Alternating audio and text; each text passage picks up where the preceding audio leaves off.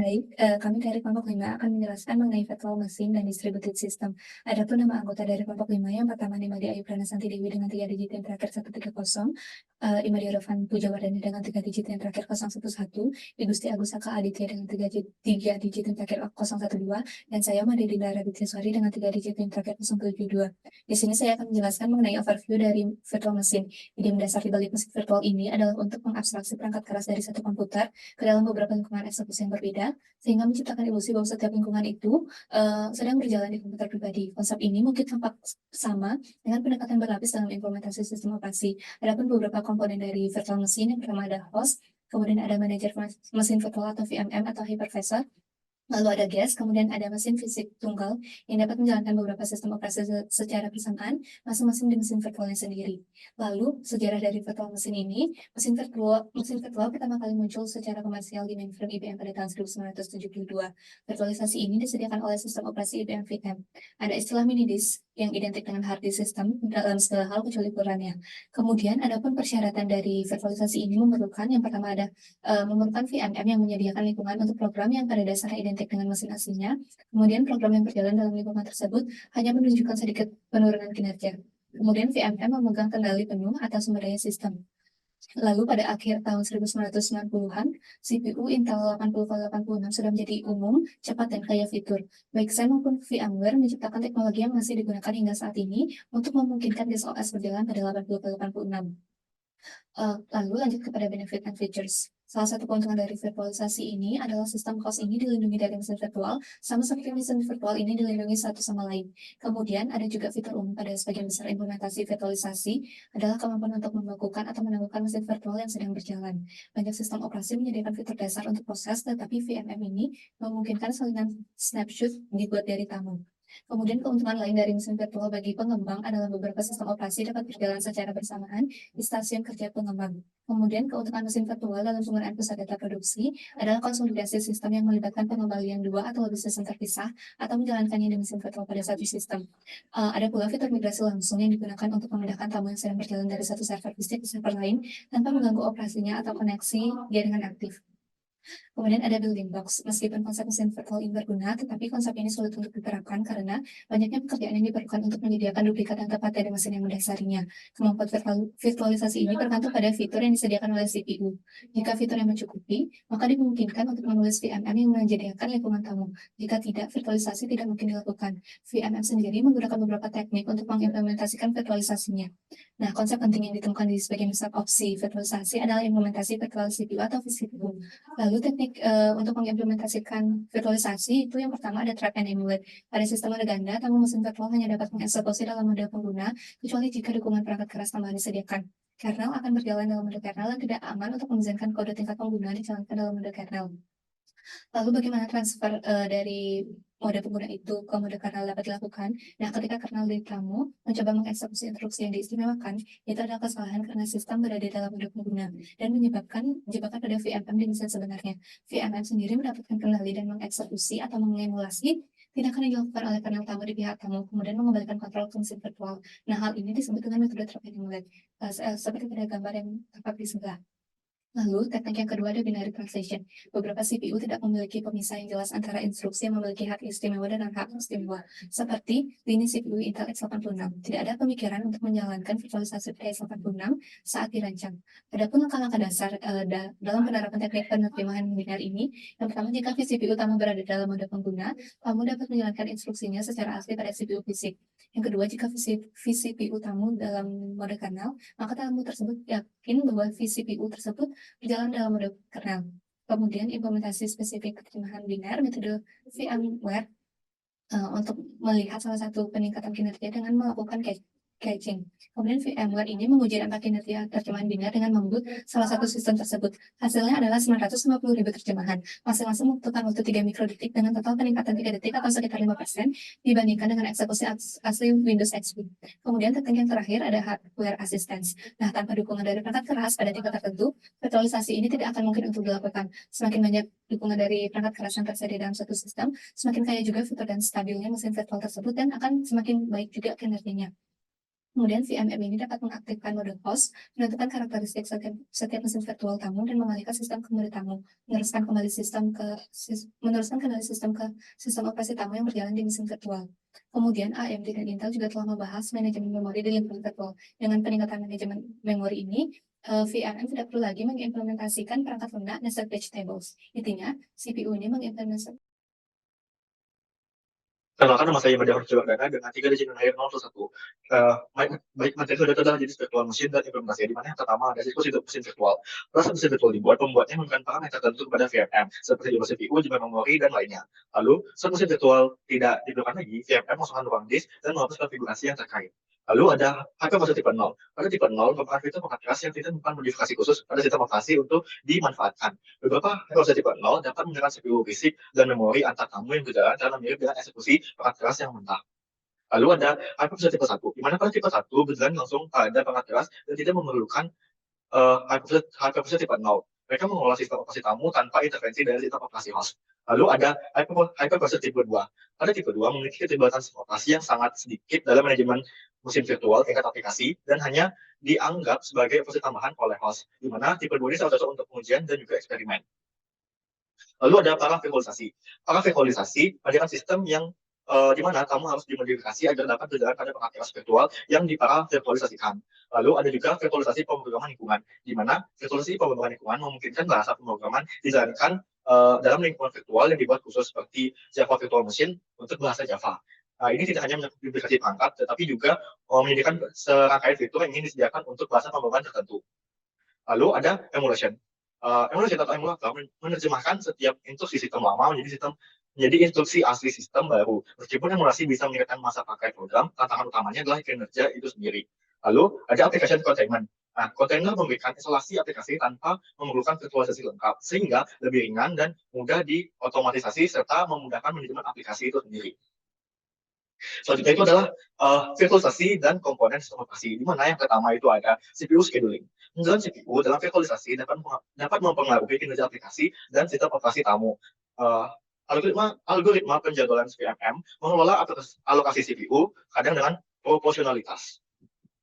Lalu ada manajemen memori. Nah, berikut itu ada 3 manajemen tingkat rendah untuk mendapatkan kembali memori dari tamu. Di mana yang pertama, VMM dapat memanfaatkan tingkat tipuan dengan memelihara tabel halaman yang menerjemahkan tabel halaman tamu ke tabel halaman sebenarnya tanpa pengetahuan tamu. Lalu yang kedua itu ada VMM memasang driver sudo device di setiap tamu. Ini memungkinkan VMM untuk mengalokasikan atau membebaskan memori sesuai kebutuhan.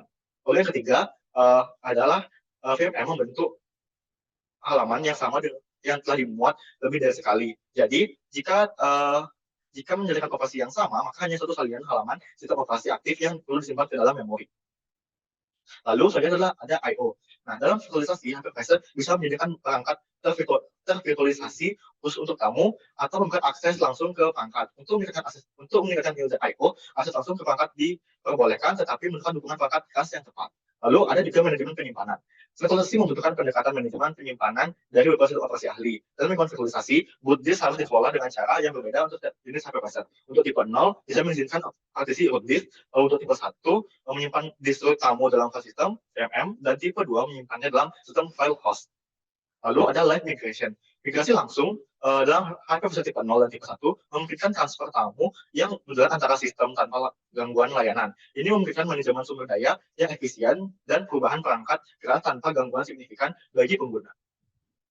Lalu berikut adalah beberapa contoh dari virtual machine itu sendiri. Yang pertama ada VMware. Nah, untuk VMware ini biasanya terdapat beberapa sistem operasi tamu seperti Windows dan juga Linux. Lalu ada juga Java Virtual Machine yang dapat digunakan untuk pemrograman bahasa Java. Lalu selanjutnya adalah penelitian virtualisasi. Nah, penelitian telah meluas berbagai pengguna, termasuk dukungan pelayanan mikro dan partisi. Adapun Unikernel adalah proyek tujuan untuk meningkatkan efisiensi dan keamanan dengan mengkompilasi aplikasi, library, dan layanan kernel menjadi satu banyak tunggal yang berjalan dalam lingkungan virtual.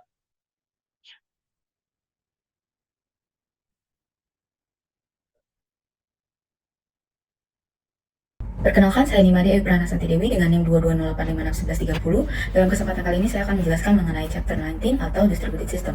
Jadi distributed system atau sistem terdistribusi adalah kumpulan perangkat atau node yang terhubung oleh jaringan komunikasi. Jadi ketika beberapa situs terhubung satu sama lain melalui jaringan komunikasi, pengguna di berbagai situs itu memiliki kesempatan untuk bertukar informasi. Nah, adapun keuntungan dari distributed system yaitu terdapat 3 alasan besar mengapa kita harus membangun sebuah distributed system, yaitu yang pertama untuk resource sharing. Jadi distributed system menyediakan mekanisme untuk berbagi file di situs-situs remote dan juga untuk memproses informasi dalam basis data yang terdistribusi, kemudian juga mencetak file di situs-situs remote dan menggunakan specialized hardware remote.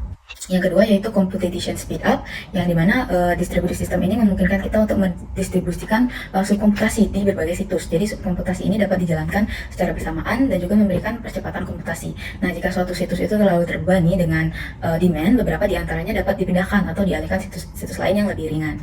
Dan kemudian yang ketiga yaitu reliability. Jadi jika salah satu bagian sistem terdistribusi ini gagal, sistem itu masih bisa beroperasi. Namun jika komponen yang penting seperti server web atau server file yang mengalami masalah, maka keseluruhan sistem itu bisa terhenti. Nah, maka dari itu penting untuk mendeteksi kegagalan dan juga mengintegrasikan kembali bagian yang bermasalah akibat kegagalan tadi.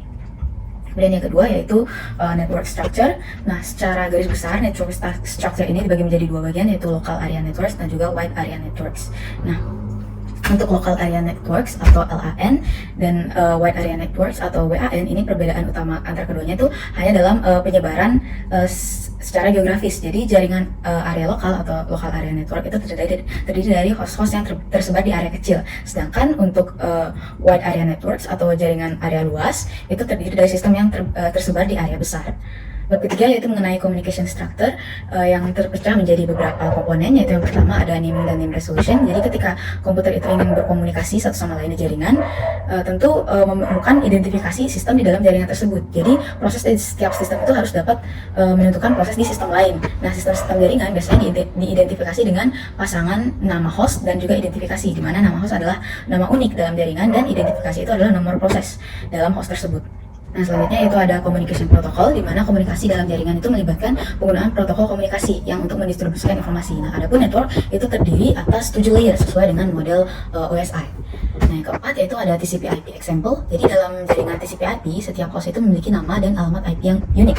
Nah, nama dan alamat IP ini dikemas dalam struktur hierarkis, sementara alamat IP itu dibagi menjadi bagian jaringan dan bagian host. Jadi sistem pengirim itu menggunakan table route untuk menemukan router yang akan mengirimkan paket, dan router itu akan menggunakan bagian jaringan dari alamat host untuk mentransfer paket dari jaringan sumber ke jaringan tujuan.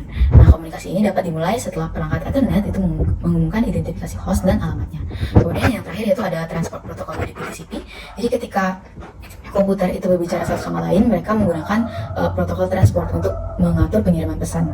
Jadi ada 2 protokol utama, yaitu UDP dan juga TCP. Nah, UDP ini adalah protokol yang lebih sederhana atau lebih cepat, tetapi tidak menjamin bahwa pesan itu akan sampai dalam urutan yang benar. Nah, di TCP di sisi lain lebih lambat tapi lebih andal. Ini memastikan bahwa pesan sampai ke tujuan dan dalam urutan yang benar. Nah, di sebab yang keempat yaitu ada network dan distributed OS. Nah, untuk network OS itu jadi network OS ini menyediakan lingkungan di mana pengguna dapat mengakses sumber daya jarak jauh dengan cara mentransfer data dari remote machine ke mesin mereka sendiri. Nah, fungsinya itu mencakup allow remote login, transfer file dari jarak jauh, dan juga cloud-based storage application. Nah, untuk distributed OS, dalam distributed OS itu pengguna bisa mengakses sumber daya jarak jauh dengan cara yang sama seperti mengakses sumber daya lokal. Nah, jadi migrasi data dan proses dari satu situs ke situs lain itu berada di bawah kendali dari distributed OS ini. Nah, ini dapat menetapkan migrasi data, migrasi komputasi, ataupun migrasi proses. Nah, untuk sebab yang kelima yaitu ada design issues in distributed system. Jadi adapun issues yang ada di distributed system itu yang pertama robustness. Jadi distributed system ini juga bisa mengalami masalah seperti koneksi yang terputus atau hardware rusak ataupun pesannya hilang. Jadi untuk menjaga agar sistem itu tetap berjalan, penting untuk menjalankan failure detection seperti hardware procedure. Kemudian juga menjalankan reconfiguration system jika diperlukan, dan juga untuk menjalankan recovery untuk data-data yang failure. Yang kedua yaitu ada transparansi. Jadi idealnya sebuah sistem distributed system itu seharusnya terlihat bagi penggunanya itu seperti sistem terpusat yang konvensional. Jadi transparansi ini berarti pengguna tidak membedakan antara sumber daya lokal dan juga remote. Nah, dalam sistem itu juga bertanggung jawab untuk mencari dan juga mengelola interaksi dengan sumber daya tersebut seperti itu. Jadi mobilitas pengguna juga penting, di mana pengguna dapat masuk ke sistem dari mana saja. Kemudian yang terakhir yaitu scalability. Jadi scalability adalah kemampuan suatu sistem untuk menyesuaikan diri dengan peningkatan beban layanan yang dibebankan. Jadi dalam distributed system, kemampuan untuk menangani beban yang lebih besar itu sangat penting sekali, karena seringkali kita harus menambahkan lebih banyak komputer atau untuk menghubungkan jaringan baru. Jadi scalability-nya juga berkaitan dengan penyimpanan data yang lebih efisien seperti compression dan juga deduplication. Sebelumnya dengan di materi 12, ini saya akan melanjutkan presentasi dari tema saya. Di sini saya akan melanjutkan dari distribute file system. Nah, pertama, DSS menyediakan layanan berbasis distribusi kepada klien lebih yang terbuka primitif dengan konfigurasi berbasis klien server atau berbasis cluster untuk keterjaan dan skalabilitas tinggi. Ini ada dua bagian. Yang pertama itu ada the client server DNS model. Model client server DNS menggunakan server untuk menyimpan file dan metadata diakses oleh klien melalui protokol seperti NFS. Nah, NFS fokus pada pemulihan cepat dari kegagalan server, sementara OpenAFS menekankan skalabilitas dan dengan meminimalkan lalu lintas ke server. Kedua itu ada the cluster based DFS model. Nah, DFS client server dan berbasis cluster bertindak sebagai pengaturan penyimpanan utama. Model client server menggunakan server untuk penyimpanan file, sedangkan model berbasis cluster membagi penyimpanan antara server metadata dan server data. Dalam keduanya, akses klien dikelola melalui protokol seperti NFS atau melalui API khusus yang ditawarkan oleh DFS. Selanjutnya, ada DFS naming and transparency. Nah, penamaan dalam DFS adalah pemetaan antara objek logis, nama file, dan fisik atau blok data dinding. Nah, memberikan atrasi kepada pengguna. Pada DFS transparan, konsep ini diperluas dengan menyembunyikan lokasi file dalam jaringan serta memberikan replikasi file, di mana pemetaan pengembangan set lokasi dari tersebut menyembunyikan keberadaan dan lokasi salinan file. Nah, di sini ada tiga bagian. Yang pertama itu naming structure. Nah, struktur penamaan DFS menggabungkan transparansi dan kemandirian lokasi. Beberapa DFS mendukung migrasi file untuk kemandirian lokasi yang lebih baik. Dengan demikian, DFS memisahkan data dari lokasi fisiknya, memungkinkan abstraksi yang lebih baik dan penggunaan penyimpanan yang lebih efisien. Yang kedua itu ada naming scheme. Skema penamaan DFS memiliki tiga pendekatan utama. Yang pertama menggunakan kombinasi nama host dan lokal. Selanjutnya ada penyatuan direktori remote ke lokal. Dan yang terakhir juga ada struktur nama global tunggal. Nah, NFS dianggap kompleks karena dapat menghasilkan hierarki yang tidak terstruktur dan memerlukan mekanisme akreditasi terpisah. Nah, yang tiga itu ada implementation teknik. Nah, teknik penamaan transparan memerlukan pemetaan file ke lokasi yang sesuai dengan agresif ke unit komponen untuk manajemen yang lebih mudah. Nah, dengan menggunakan nama terstruktur seperti dalam OpenAFS konsistensi, pemetaan independen lokasi dapat dihasilkan. Nah, selanjutnya ada remote file access. Nah, dalam akses berkas remote, data digunakan dari server ke pengguna melalui layanan remote seperti RPC. Nah, caching dalam DFS meningkatkan kinerja dengan mengurangi lalu lintas jaringan dan input-output disk, berbeda dengan caching pada sistem berkas konvensional yang fokus pada mengurangi input-output disk. Nah, di sini ada bagian yang pertama itu ada basic caching scheme. Nah, konsep caching sederhana dalam DFS melibatkan pembawaan salinan data dari server ke cache klien jika belum ada di sana, dengan tujuan menghindari lalu lintas jaringan tambahan. Tantangan utama dalam menjaga konsistensi antara salinan di cache dan salinan utama di server, yang dikenal sebagai masalah konsistensi cache. Yang kedua ada cache location. Caching bisa di disk atau di memori utama. Cache disk lebih andal saat crash, sementara cache memori utama lebih cepat. NFS kombinasikan caching di klien dan server untuk tingkatkan kinerja. Nah, yang ketiga ada cache update policy. Nah, kebijakan pembaruan cache mempengaruhi kinerja dan keandalan. Kebijakan penulisan langsung andal tapi lambat, sementara kebijakan penundaan penulisan cepat tetapi berisiko. Nah, kebijakan tulisan kembali saat penunjukan file seperti dalam OpenAFS adalah varian dari kebijakan penundaan penulisan. Nah, yang keempat itu ada konsistensi. Nah, konsistensi cache DFS bisa dideteksi oleh klien atau server. Klien lakukan pemeriksaan validitas pada setiap akses, sementara server catat cache klien dan respon saat inkonsistensi terdeteksi. Nah, selanjutnya ada final tab on distribute file system. Nah, arsitektur DFS semakin sama antara klien server dan berbasis cluster. Nah, versi 4.1 menyatakan NFS, tapi adopsi masih lambat. DFS, HDFS, dan DFS besar lainnya tidak bisa memetakan direktori ke mesin pengguna reguler. Pengembangan lapisan perangkat lunak memungkinkan NFS di atas DFS, memadukan keuntungan DFS berbasis cluster dengan akses langsung pengguna. Masalah penulisan acak di gerbang NFS HDFS sedang ditangani. DFS menyediakan berbagai file dalam berbagai lingkungan, tapi implementasinya kompleks dan harus mandiri dari sistem operasi selanjutnya. Nah, sekian presentasi dari kelompok kami. Apabila ada salah kata, kami ucapkan maaf sebelumnya. Akhir kata saya ucapkan terima kasih.